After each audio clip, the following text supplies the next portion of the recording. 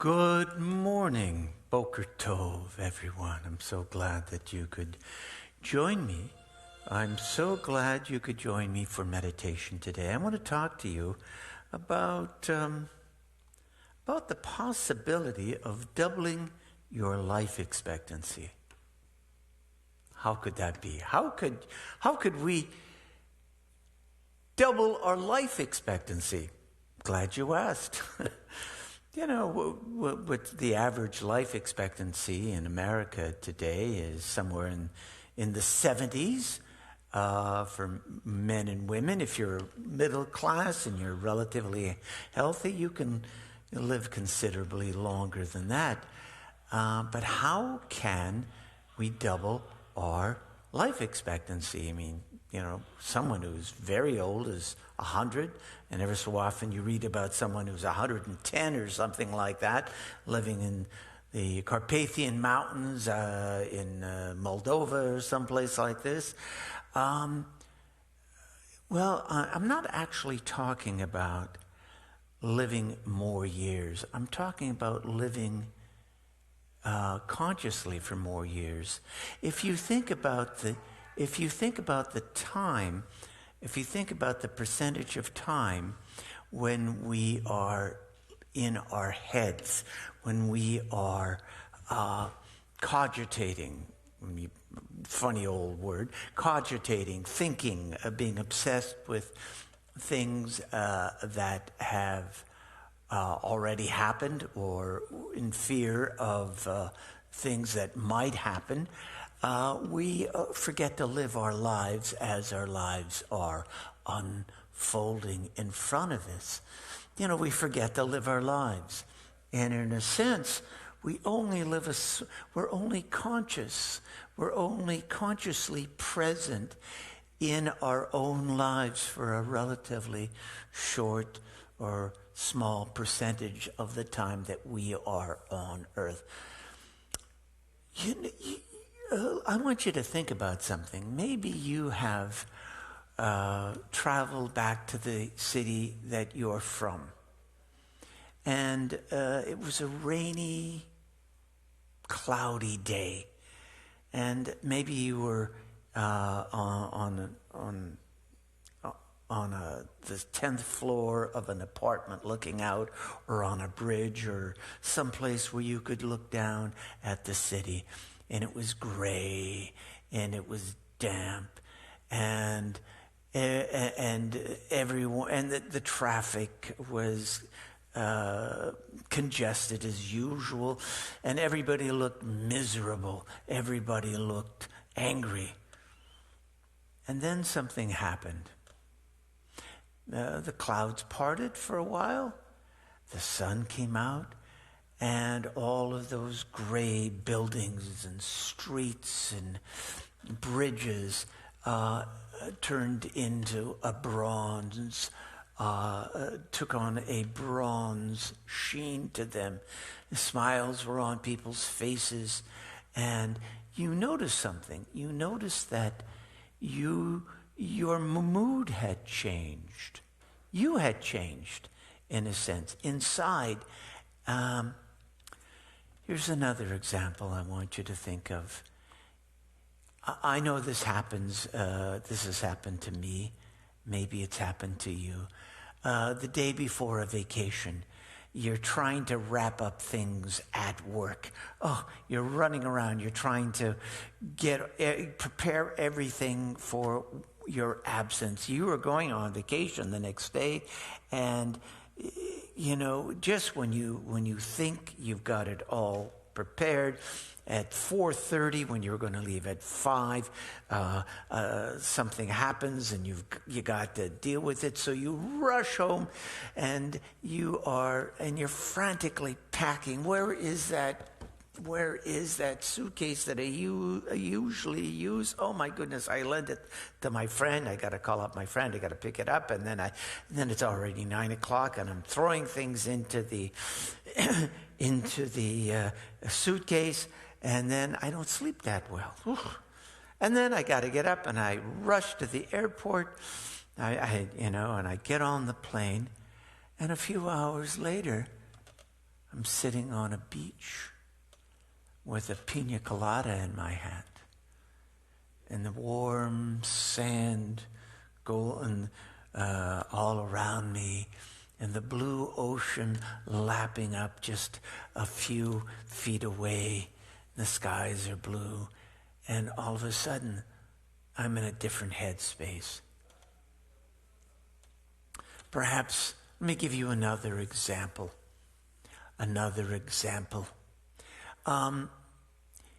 We all have to be on the phone. We are all on, or when we call services. If it's to get your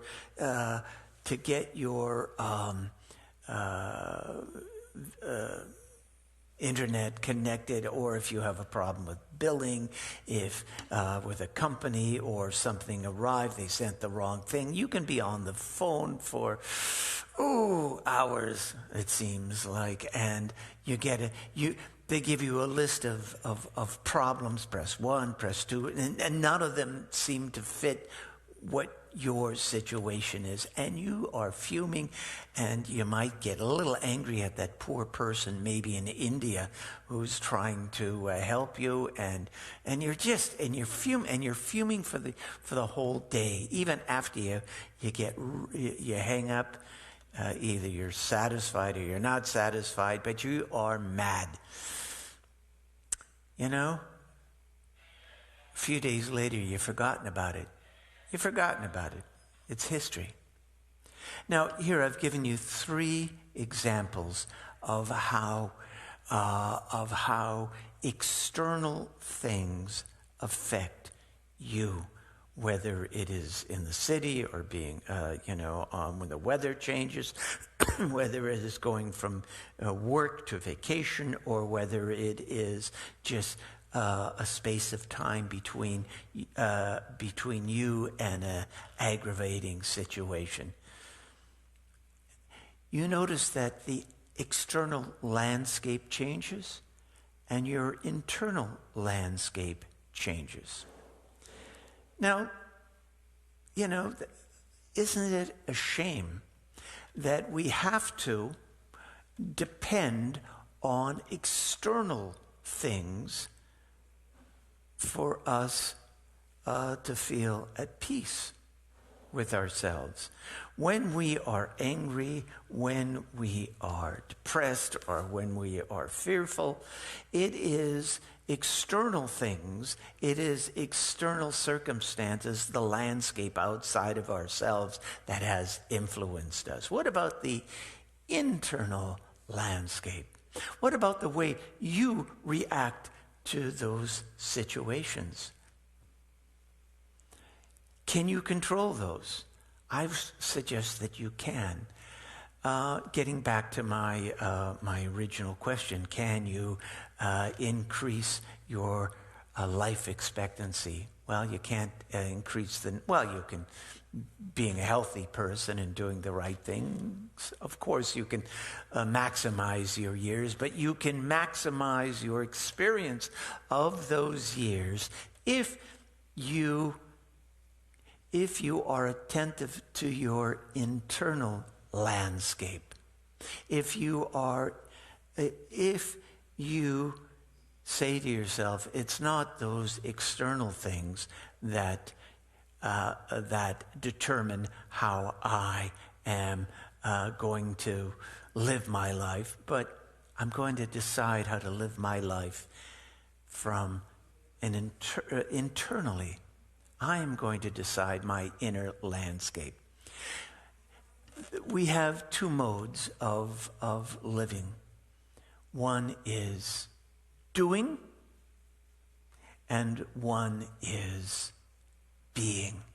Now, we got to do things. There's never an excuse for being lazy. There's never an excuse for not doing the best that we can. Of course we should. But doing, there's nothing you can do. There's nothing you can do to create your inner landscape. You can't think your way out of a negative out of a negative experience or a negative reaction to an external experience that you find unpleasant. The way to do that is to shift when you are confronted with an unpleasant external stimulus. What you need to do is to go into the being mode, not so much the doing mode. Of course, you're going to do things to remove certain negative stimuli, but it's really what the real secret is to go inward and to be rather than to do. To see the world as it is, not the way we wish it were. To accept what is happening around us without judgment, without some sort of wishing things were different. The weather, you can't change the weather. You can't change the call in service at a corporation. Sometimes things, we have a lot of pressure in our work, etc. Excuse me. What you do, you need to be mindful. You need to see things for what they are. Accept them. Just be in the being mode. So, that having been said, let's meditate together on this idea. I'm going to put something called a calm heart, music called a calm heart on. Find yourself in a comfortable place, somewhere where you are unlikely to be disturbed for the next few moments.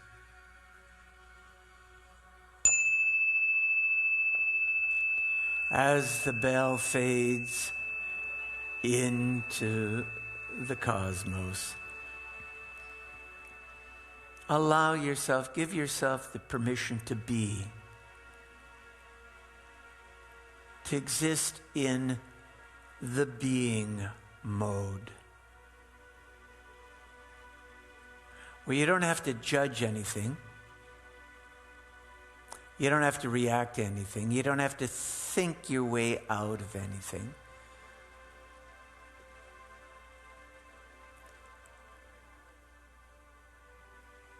You just have to be where you are, fully aware, fully alive, allowing all of the sensory input to enter into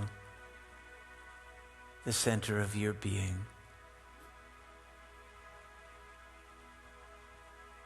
Notice your breathing.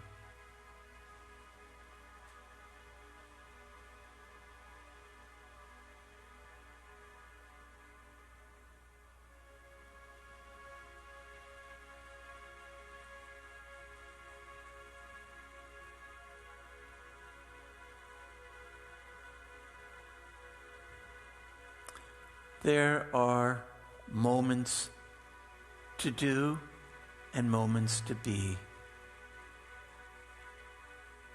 And we ask God's help to acquire the wisdom to know which mode to be in. This is a moment to be, not to do.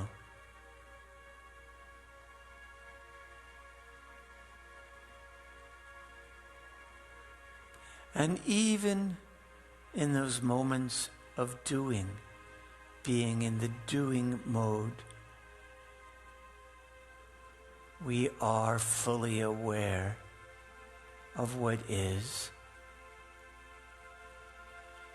We don't rail against reality. We deal with it the best that we can. And the external reality in which we find ourselves does not determine our inner landscape, our inner point of view, our perspective. That is up to us.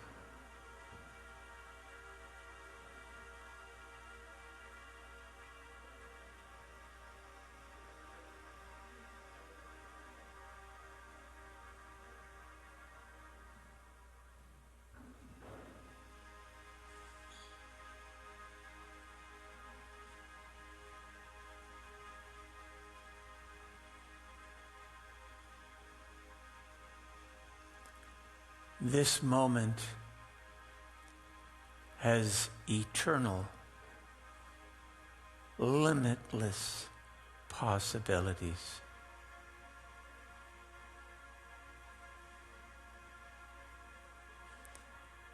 To be aware and conscious,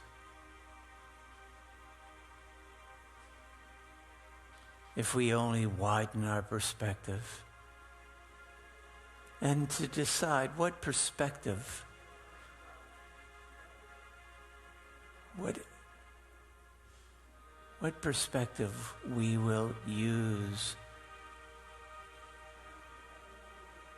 to see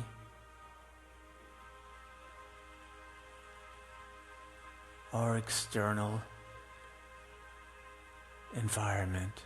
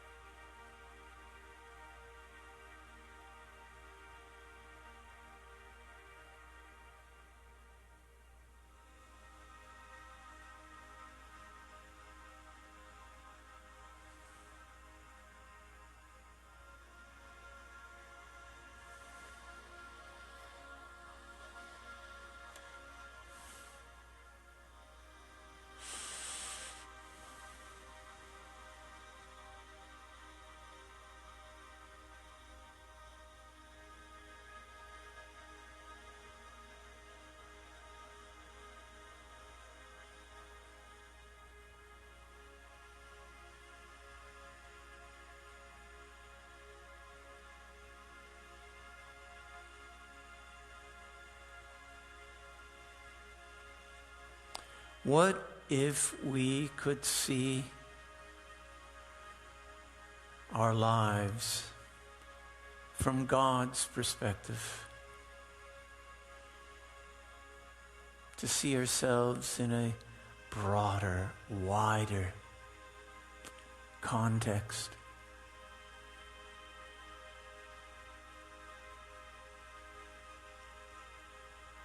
With many choices, many lenses through which to see reality.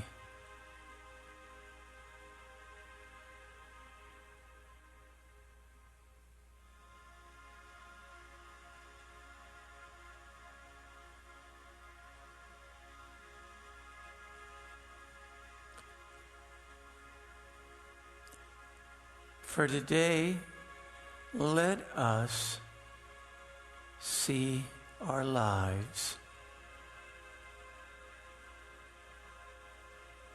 with it as they are, having a direct connection with reality without analyzing, without comparing or judging.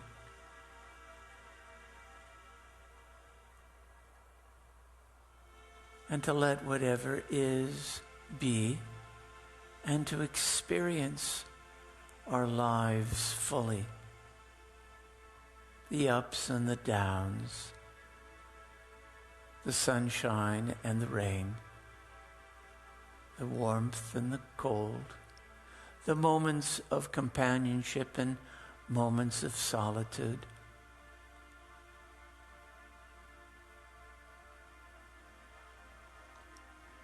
All part of our life experience.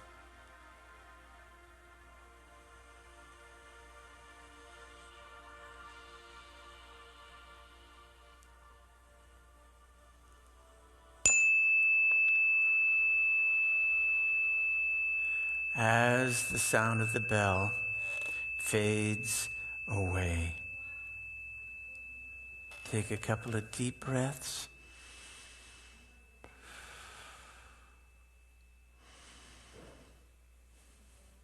Open your eyes, adjust to the light. Listen.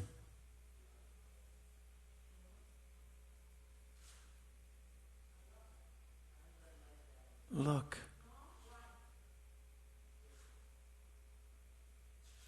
Feel.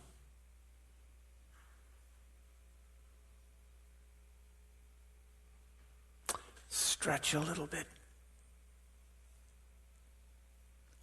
Good. Well, lots happening.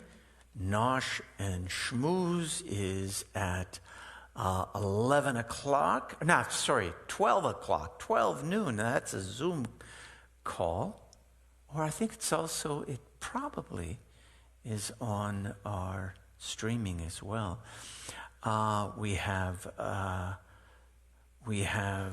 Talmud tomorrow at 11:30, and we have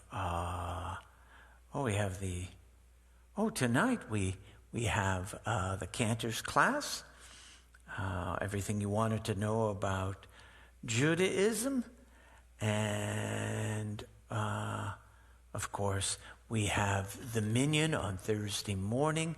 I late fill-in. You can late fill-in if you like at home, or you can watch me do it, and I will do it in your stead. And of course, services at 7:30 on Friday, and just go on Trending. Go on our website. We have so many things happening. Good. Well, Boker Tov, everyone. Boker Or. Remember to smile. Remember to choose your perspective. You are in charge of your internal landscape. No one else. So remember to smile and to bring a smile to the face of at least one other person that you encounter today. See you soon.